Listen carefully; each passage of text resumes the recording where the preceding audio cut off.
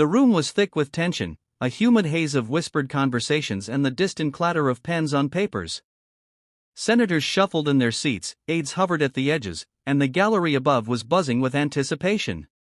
But all eyes were on the center of the chamber, where John Kennedy stood, poised, his suit impeccable, his calm a stark contrast to the storm surrounding him. It was a moment that could decide the direction of a bill with consequences that would ripple through the lives of millions. Mitch McConnell leaned in slightly, trying to catch Kennedy's ear. His voice was low, almost conspiratorial. "John," he whispered, "we need to." Kennedy straightened, cutting him off with a sharp, measured tone that carried across the chamber. "Speak up," he said, his eyes scanning the room like a lighthouse beam. "Some of us represent people. Not just politics." A ripple of surprise passed through the senators nearby. The whisper of power had been met with an unflinching call to accountability.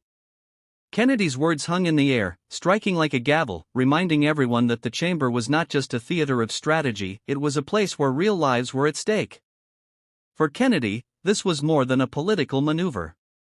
He had grown up seeing the consequences of legislation firsthand: the children whose schools were underfunded, the farmers struggling through droughts, the working parents juggling 2 jobs just to make ends meet.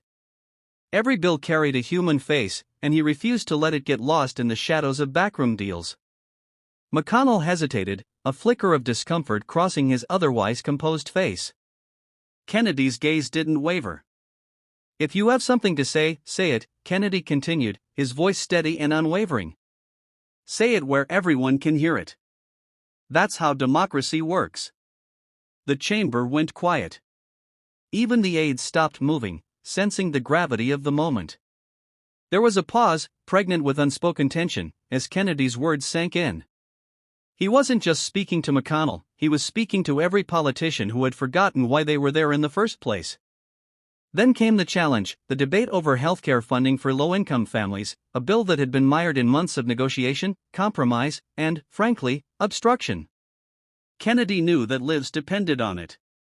He thought of Mrs. Alvarez, a teacher who had taken on 2 jobs to pay for her son's asthma medication. He thought of Mr. Chen, a retired factory worker whose savings were evaporating under the weight of medical bills. The numbers were important, but the people mattered more. As the debate unfolded, Kennedy didn't just speak, he told stories. Stories of struggle and hope, of sacrifice and resilience. He reminded his colleagues that legislation was more than lines on paper, it was the heartbeat of a nation, touching families, communities, and futures. And slowly, almost imperceptibly at first, the chamber began to shift. Senators who had B.